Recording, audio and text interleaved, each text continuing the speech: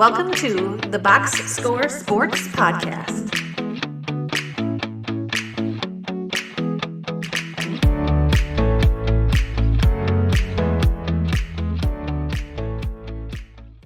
Last team, New York Giants. New York Giants, they finished 3 and 14. They were 30th in offense, 28th in passing, 23rd in rushing, and 21st in defense. What was your favorite move that the Giants made? I went in there with drafting Abdul Carter. I Yeah. think that was didn't really want to pass on that guy. And then you've heard reports. I mean, preseason is one thing. I don't think he's played a lot, but you look at just training camp, what they've talked about. He is in the backfield all the time. A lot of positive stuff coming from him. So I think that was a really good move. And what you were talking about, like with the Eagles, the Giants have a pretty good defensive line. You got Brian Burns there, you got Dexter Lawrence. So you've got some good pieces. You throw in another good piece, that offensive line could be pretty special. So yeah, really good. They just went with him, kind of added what matters there. I mean, you've got to go against the Eagles O line, so you're going to need guys that kind of contend with them. Yeah, I really like that move as well. I have Javon Holland. He's my guy. Dolphin. They stole him from us. I like that they signed him as well. Young safety. He was pretty solid. I think that's a good pickup. I also said, I sometimes we think we know like certain like quarterbacks are so hard to predict coming out of the draft whether they're good or not. But if a team, as long as it's not like an overreach or whatever, if a team like believes in a quarterback and drafts them, I always give them a plus on that because it's like, hey, the goal is to find one. So whether you're drafting in the top 10 or wherever you get it, you get it. Who cares? Yeah. So I did give him a positive for drafting Dart just because if they trust him and they think he can be the guy, go for it, man. So Hmm. yeah. Yeah. Least favorite move. I would have to go with, Dart is going to be good, but I think the other two guys they brought in as quarterbacks, especially with Dayball, he's really had some rough years, and I think he's coaching for his job.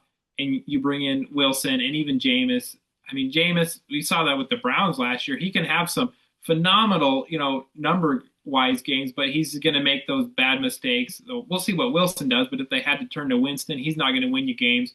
I don't think for those guys they brought in quarterbacks that are going to save them their job. So I think they're just not. I mean, Wilson can manage it, but I don't think they've got the offense for him to shine either. The skill positions. I mean, you've got Neighbors, but he's not going to be enough.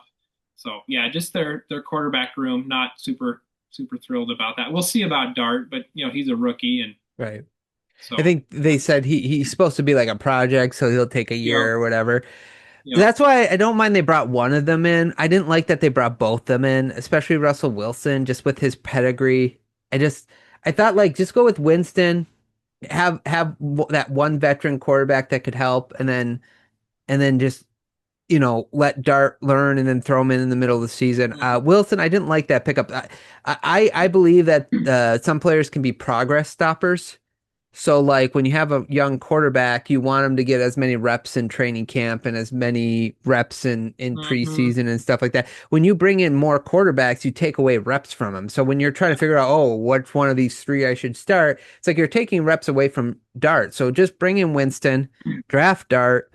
You can let them two battle it out. You start Winston, and then you put Dart in later. I just didn't like the Russell Wilson. I think he's kind of a progress stopper in this situation, and I don't Yeah. like that.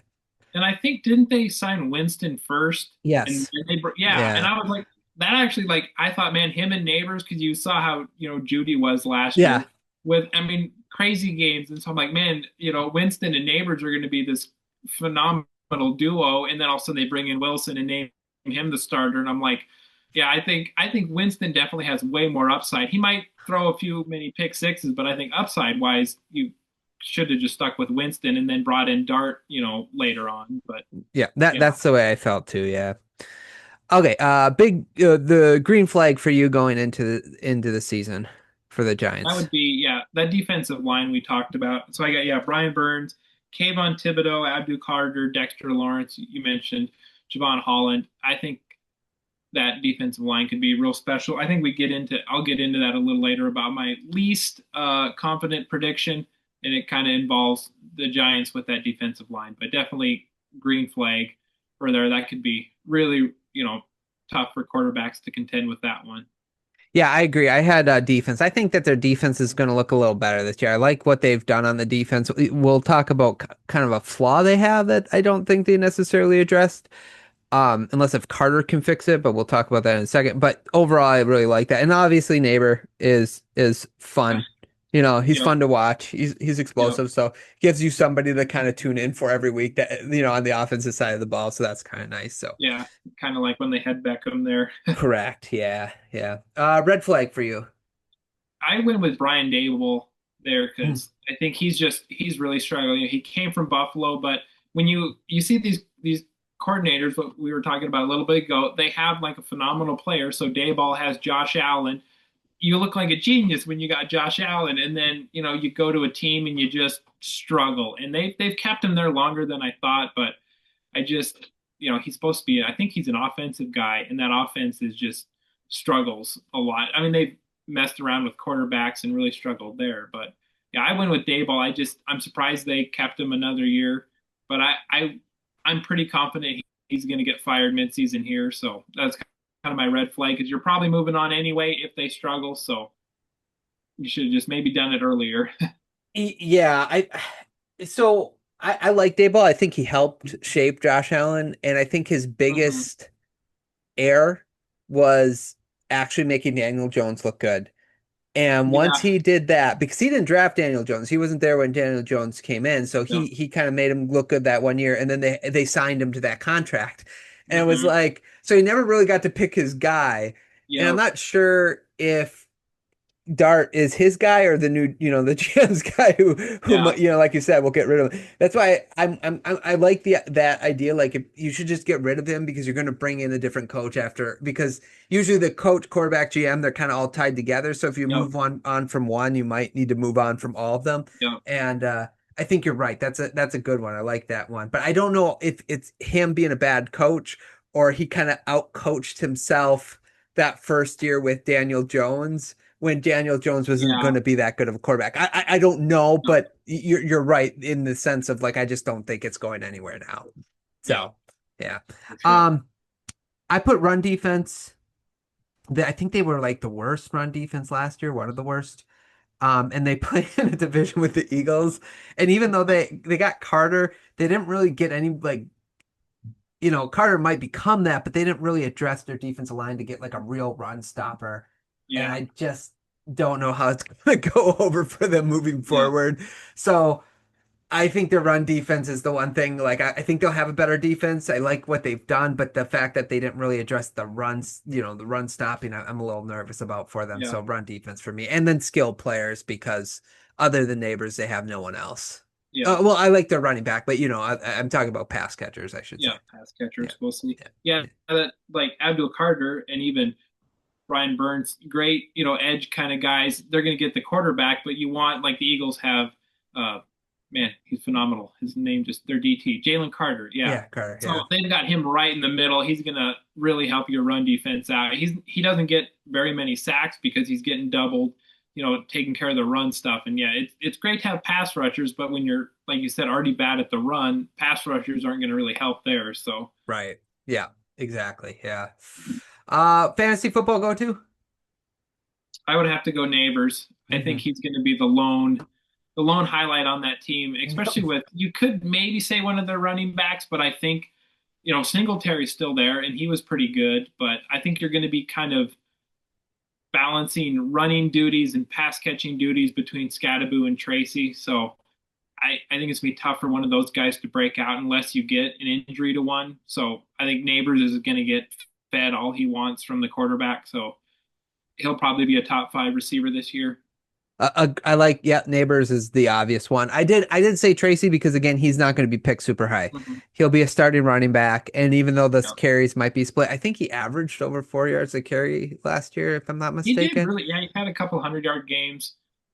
So I mean, like there might be something there, and it's a flyer on a start. Yeah, 4.4 yards a carry. So it's like there's a flyer there that you could take late round that you get a starting running back, which I think is good to have. I think both those guys will probably go late because people are going to be scared. The fact that they brought in Scadaboo is going to put pushed Tracy way back in the draft. And Okay, I think you're right. Okay, prediction for the Giants. So their over under is 5.5. So where do you have them finishing this year? I am not very high on the Cowboys or the Giants. I had them going 2-15 this year. Okay.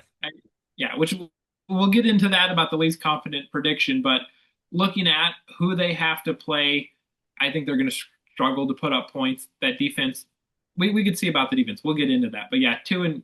I think they were 3-14 last year. So Yeah, I 3-14. Yeah. Okay, yeah, and I know that the NFC East there they have to play some tough divisions this year, so I think they'll between that them and the Cowboys, I think the Commanders could probably win both Cowboys games, both Giants game. The Eagles will win both of them against those the Cowboys and Giants. So I think those guys are going to really struggle in their division, and then they've got to play. I know they play the Chiefs that division. I think they even play the Bills again. I'm trying to think if they play the AFC East maybe. Let me just double check. I think you might be right. Yeah, I think I had them 4-13, so not too far from you. So I have the under as well. It's hard to lose. I mean, win only 2 games a year. But this is a team you can kind of see it, especially if you're right about the coaching, because usually if the coaching goes downhill and stuff, you just don't get the effort from the players that you need. Yep. So if he gets fired mid-season and yeah, and that's unfortunate, like if that happens to your team. So they play the AFC West, which is a rough division. And the West, and it looks like the North, which are 2 tough divisions. Okay, yeah. The NFC North and the AFC West, yeah. Yeah, because I was trying to go through game by game, like Commanders, then you look, they got to play the Chiefs, Chargers, the Saints. That's a game I could see them winning, but you go Eagles, Broncos, 49ers, Bears, Packers, Lions, Patriots. I mean, it's just like, I think it's going to be really tough for them to win. I mean, I had 2-15. They could do 3-14 maybe, as they kind of sit, but we'll see how things shake out, how that defense does. Yeah, agreed. Thanks so much for watching this clip of the Box Score Sports Podcast. I hope you guys enjoyed. If you haven't yet, please subscribe to our channel. Follow us on Instagram and Twitter or X. And we'll talk to you guys real soon. See ya.